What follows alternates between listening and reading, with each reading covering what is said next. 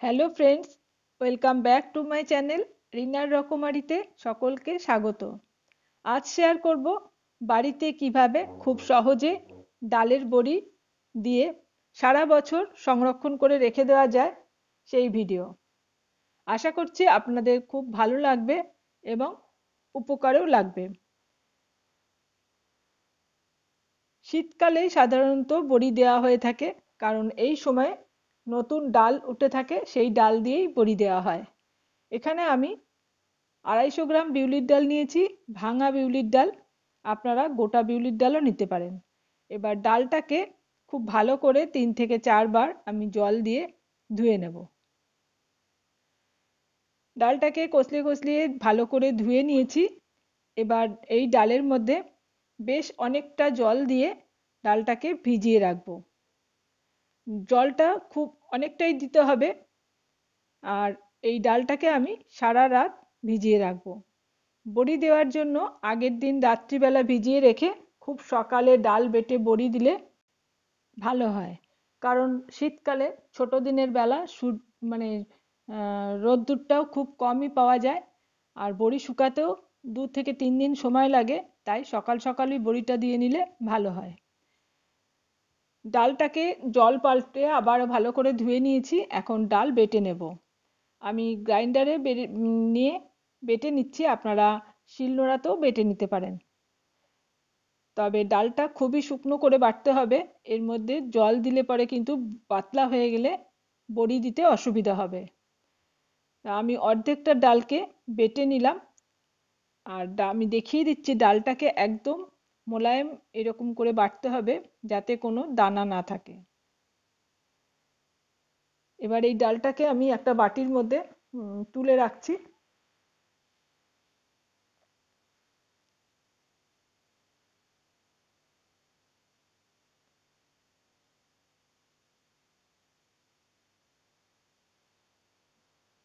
আর এই বাকি ডালটাকেও আমি একইভাবে বেটে নেব।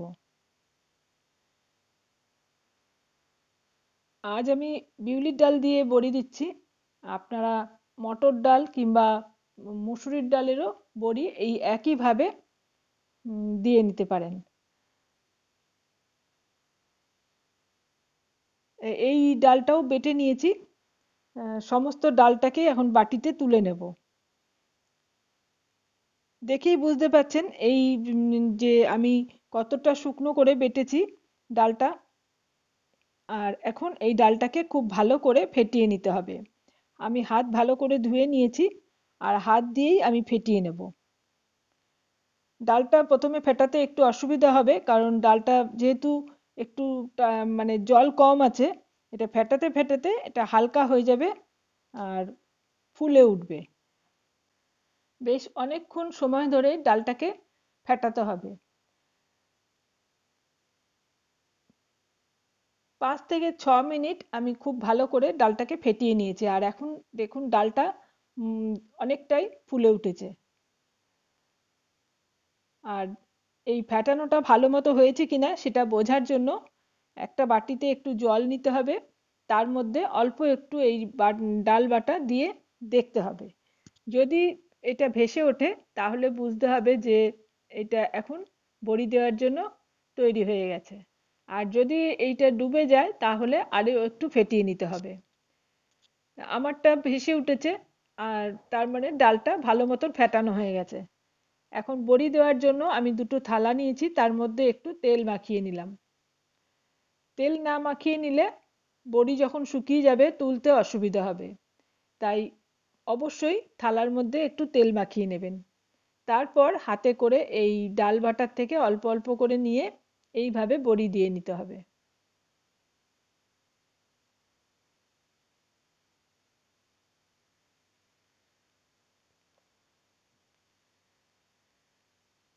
অনেকে এই বড়ির মধ্যে মশলাও দিয়ে থাকে, যেমন কালো জিরে কিংবা সাদা জিরে। আবার অনেকে চাল কুমড়ো বেটেও এই বড়ির মধ্যে দিয়ে থাকে। আমি বড়ি থালার মধ্যে দিচ্ছি। আপনারা পরিষ্কার সাদা কাপড়েও, সুতির কাপড়ে মানে বড়িটা দিলে পরে সেটাও তাড়াতাড়ি শুকিয়ে যায়। আমি এক এক করে সমস্ত বড়িগুলো দিয়ে নিচ্ছি, আর দেখেই বুঝতে পারছেন খুবই সহজ। আর সারা বছরই তো বড়ি এখন বাজারে পাওয়া যায়, কিন্তু বাজারের বড়িতে অনেক সময় অনেক অন্য কিছু মেশানোও থাকে। বাড়িতে বড়ি দিয়ে নিলে সেই বড়ি খুব ভালো স্বাদ হয়। যে কোনো রান্নাতেই একটু এই বড়ি দিয়ে দিলে পরে রান্নার স্বাদ দ্বিগুণ হয়ে যায়। তো সমস্ত বড়িগুলো আমি এই দুটো থালার মধ্যে দিয়ে নিলাম। আর বড়ি দিতে দিতেই আমার এখানটায় দেখুন খুব সুন্দর রোদ্দুর চলে এসেছে। আর এই কিছুটা ডাল বাটা রয়েছে, এর মধ্যে আমি একটু হিং মিশিয়ে নিচ্ছি। 1 চামচ মতন হিং দিয়ে নিলাম, আর হিংটাকে খুব ভালো করে এই ডাল বাটার মধ্যে মিশিয়ে নিলাম। তারপর আর একটা থালার মধ্যে আমি তেল মাখিয়ে সেটার মধ্যে এই হিঙের বড়িগুলো দিয়ে দিচ্ছি। হিঙের বড়িও যে কোনো ঝোলের মধ্যে দিলে পরে ভালো লাগে। সমস্ত বড়িগুলো দিয়ে নিলাম। আর এখন সকাল প্রায় 9:30 মতো বাজে। এই সকাল সকাল বড়িটা দিয়ে নিলে সারাদিনের রোদ্দুরটা পায়, তাহলে তাড়াতাড়ি বড়ি শুকিয়ে যায়।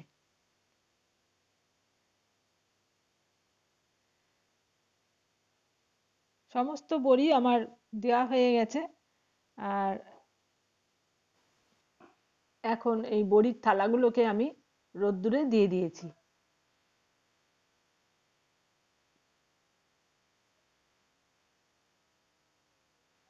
2 দিন লেগেছে আমার বড়িগুলো শুকাতে। আর আজকে এই সকালবেলা আমি বড়িগুলোকে হাত দিয়ে এইভাবে তুলে দিচ্ছি, যাতে উল্টো পিঠটাও একটু রোদ্দুর লাগে। সবকটা বড়িকে একটা একটা করে উল্টে দেব। আর তেল লাগিয়েছিলাম বলে খুব সহজেই বড়িগুলো থালার থেকে উঠে আসছে।